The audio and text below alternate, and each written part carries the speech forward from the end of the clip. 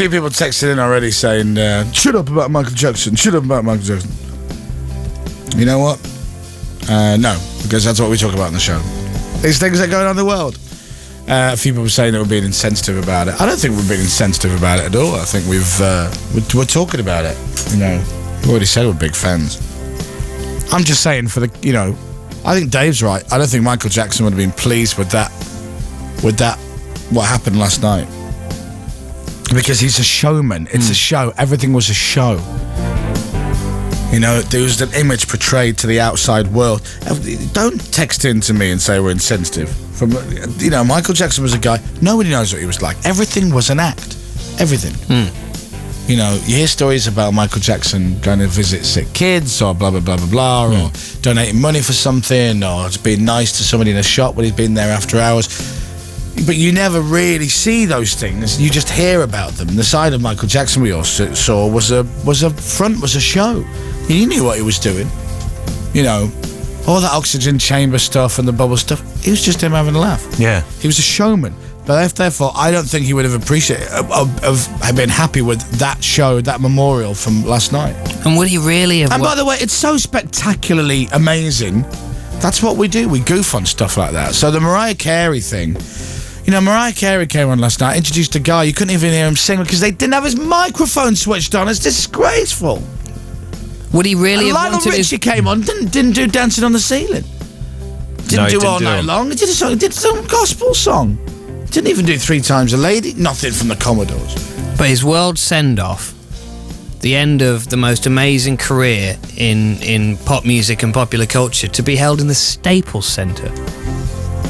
Yeah, that's a little bit weird as well. It just sounds rubbish, doesn't it? Is that just because that's where... Was that where he was rehearsed? I think so, yeah. So that was the idea, wasn't it? To bring it back to where I mean, yeah. I think... it's like having a tribute in the... I don't know. But as people are saying on the text, the other side of the argument is it's memorial service. Well, hang on. And it was... And also they had to... It's a memorial service which is broadcast live around the world, featuring Stevie Wonder, Mariah Carey, and the boy from Britain's Got Talent. It's not... It's more than a memorial service. It's a worldwide event. I think they tried to be two things. It was a show. They reckon they had a television audience of 1 billion people for that. Isn't that amazing? I saw the clip of his daughter coming on, and... That was really sad. It was really very, very sad. Yeah. That was very sad, that. Well, what a lovely looking girl she is. Anyway, all very sad. You know. By the way, was Demi Moore on stage at the end, or was that just someone that looked like her? No, I saw her. That was a lookalike, I think. Was it? Yeah, I think so. Because there was someone on the end, on either Heal the World or We Are the World, one of those two. Yeah. Who looked like Demi Moore. I even rewound it back on my generic hard disk recording system. Yeah, Michael loved lookalikes. Yeah, he had a Demi Moore lookalike there. There was also the fella who does Del Boy from Ready Fools and Horses. I genuinely don't know whether it was her or not. I've just done it. No, I don't think it was her. Looked like her. Is that I've what, just have you just gone to the table plan? I've done a search on the news computer, and her name doesn't come up in relation to that. Okay. Then it wasn't her. It wasn't her. Told you it was a lookalike. Yeah. Just a quick one. Oasis were in Coventry last night. All right, okay.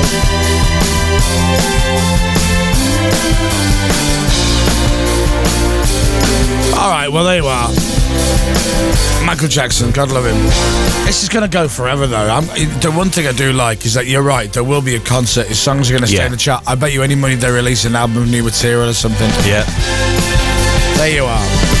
He's gone, but will remain forever.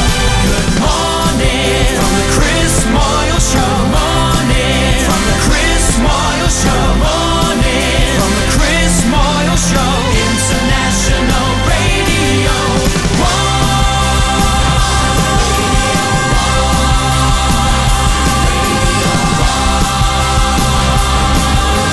International Radio. Although I do feel bad that Michael beat me to it because I wanted Shane at my memorial service, but you know, I'm going to have to come up with something else which is original, and what can you do? Yeah, right. Stavros Flatley. Stavros Flatley will do. There you go, perfect. Hello there. Wednesday. International Radio 1. It's 5 to 7 on BBC Radio 1. Take me to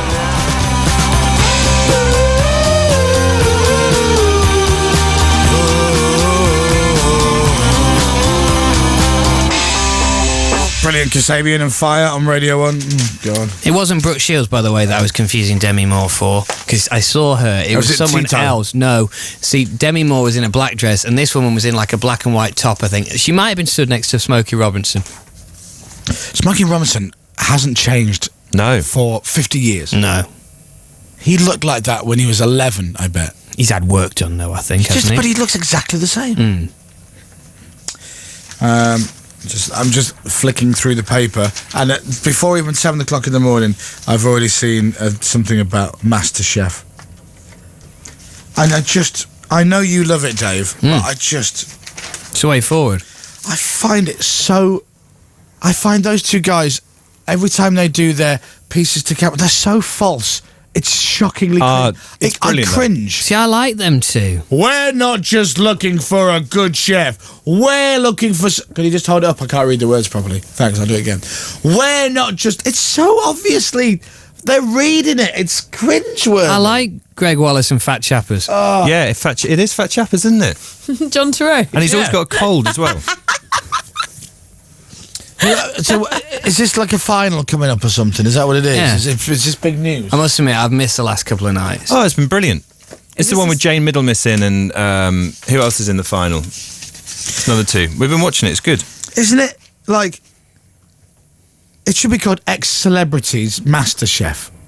So you've got Jane Middlemiss, who used to be on television. Yeah.